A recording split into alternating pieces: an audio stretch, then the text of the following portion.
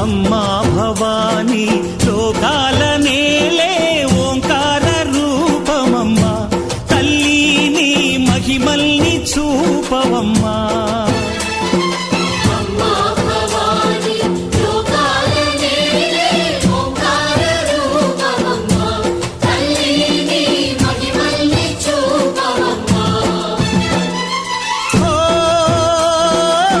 సృష్టికే దీపమా, శక్తికే మూలమా, సింహరథమే నీదమ్మా.